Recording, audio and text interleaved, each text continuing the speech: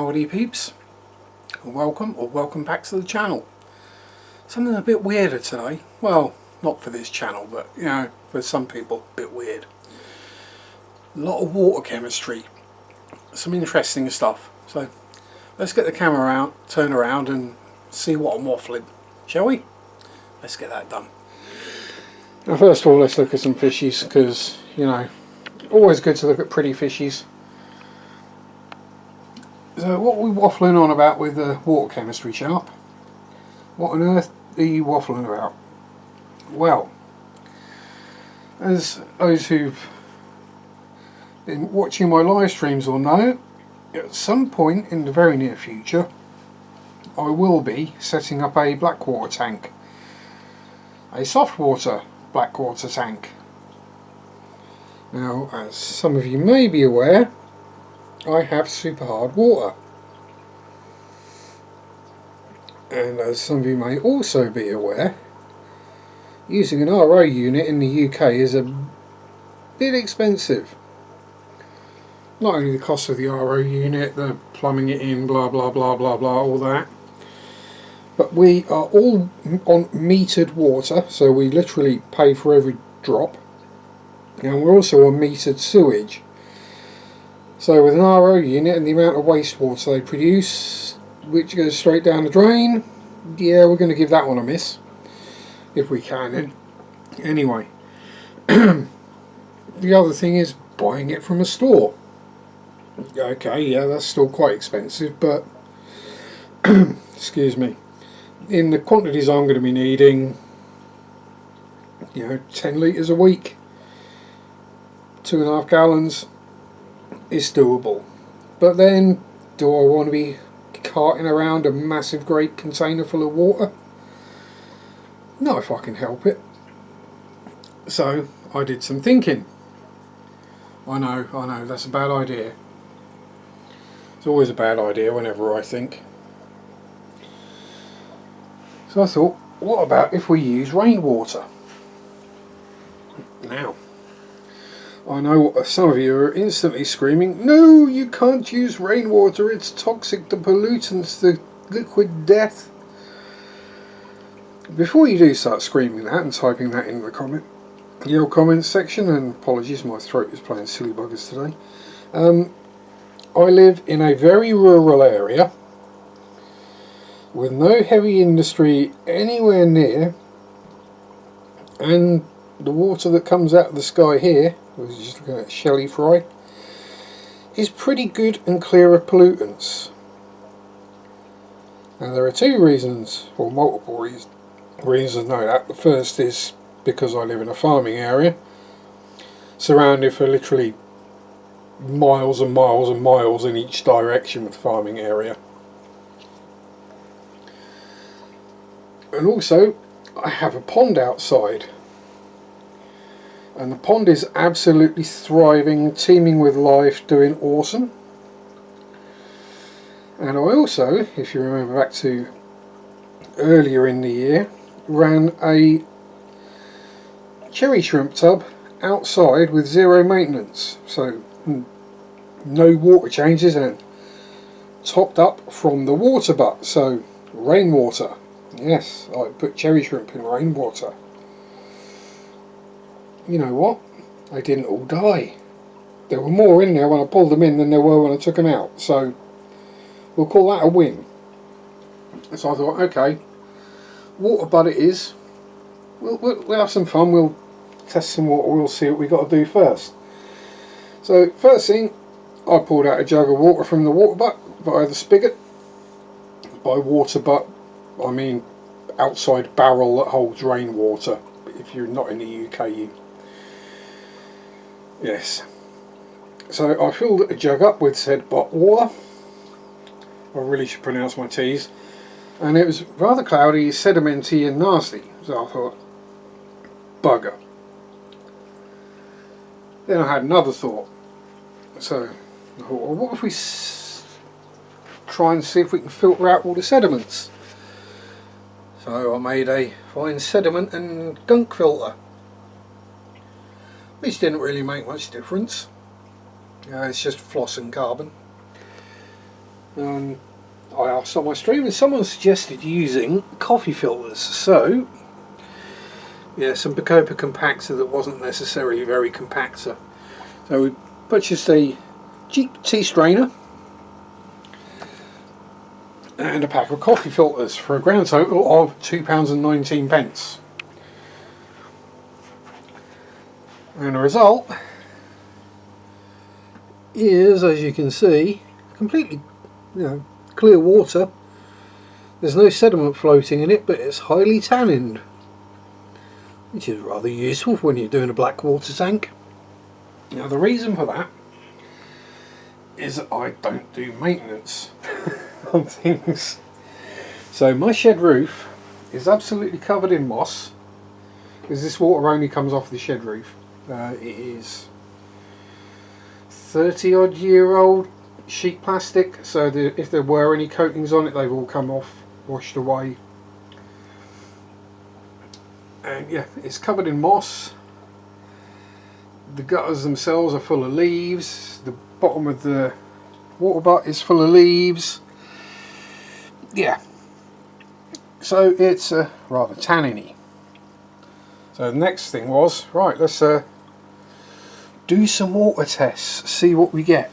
So on the left we have 3 vials of my tap water, which is coming out at a pH of around 8.4.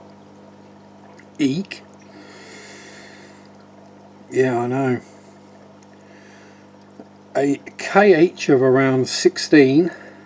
For some reason my GH test, well, not for some reason, my GH test is out of date, so it's not actually working, because it just doesn't change colour. Yeah.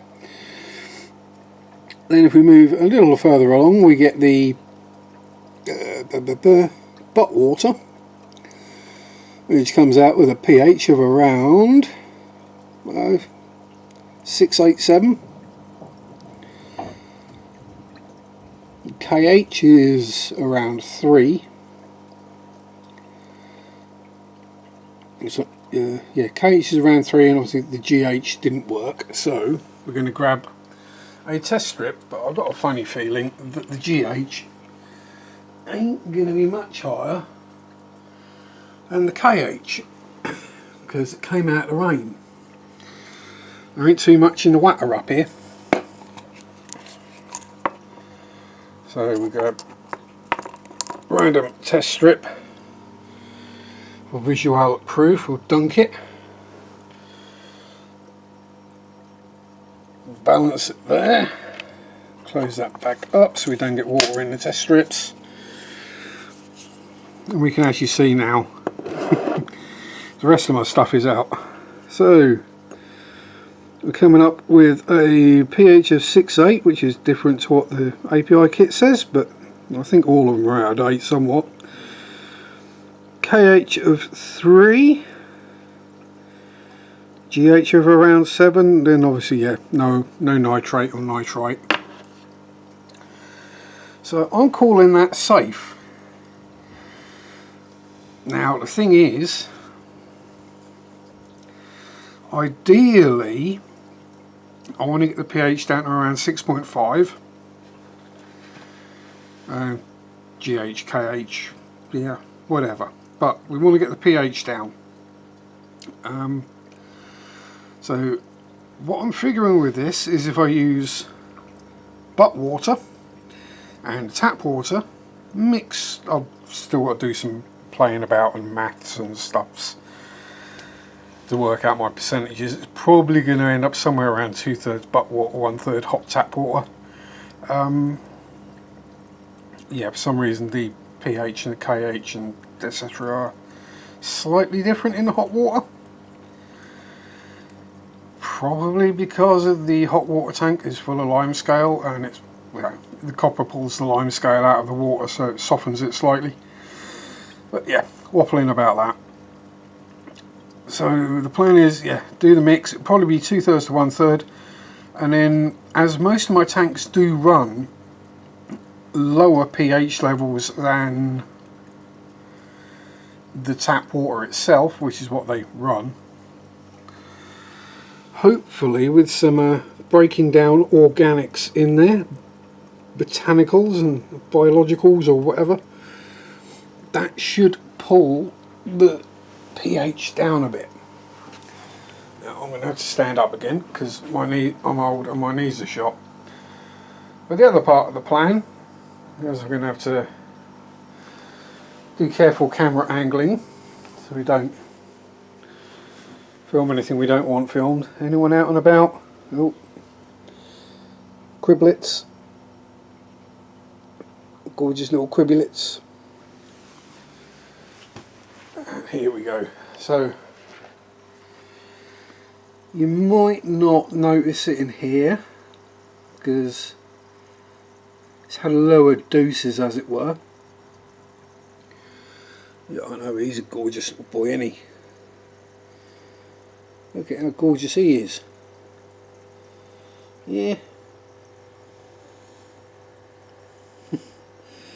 And Ginger with her fins. But if we come over here to the shrimp and trumpet snail tank. Yeah, there's some monster trumpet snails in here. You can see the colour in the water. Now this is one rooibos tea bag a week for 2 weeks. Literally just drop the tea bag down in the back of the filter compartment. Let it do its thing. And I'm kind of liking it. I'm liking this kind of shade and colour. There's all sorts going on. And it seems that all the livestock seems to like it as well, because we've got a lot of shrimp in there. And if we compare that to clear, non-tannined water, tannined water, you can see the difference.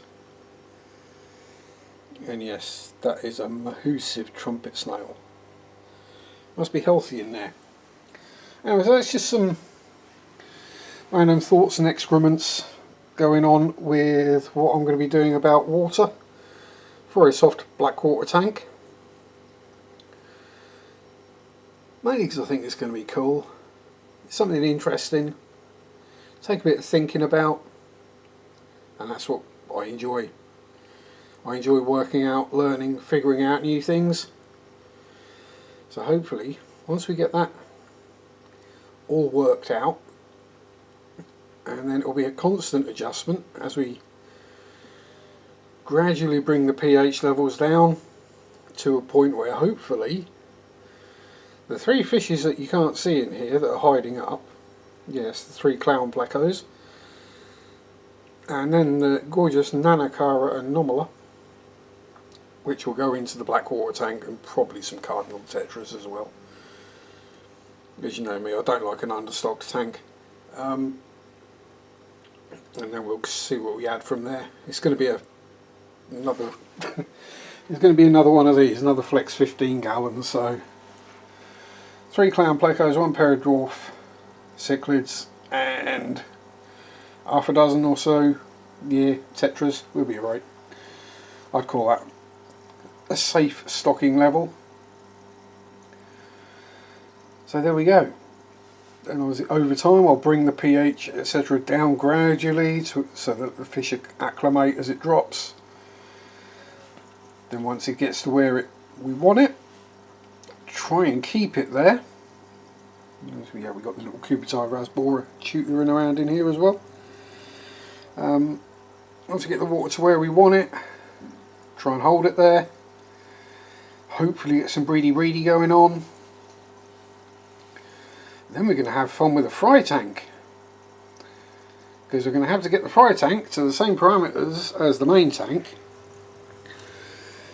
And once we've managed that, we're then going to have to gradually bring said fry tank up to tap water. Yeah, throat's playing up again, I do apologise. Have to get the fry tank up to tap water conditions before we sell the fish. So that'll be another bit of fun to do. But anyway, there we go. It's enough waffle from me about water. You know, we say we're fish keepers, we're actually water keepers. You know, keep the water clean, healthy, and what the fish are wanting, the fish do great. Anyway, enjoy your hobbies, whatever they are. Don't forget, like, comment, subscribe, all that stuff. Any questions you got, just stick them down there. I get round to them all, answer them. Have fun. Peace out. Rock on. Bye bye. Say bye bye, Ginger. Bloop, bloop, bloop, bloop, bloop, bloop, bloop, bloop, bloop, bloop.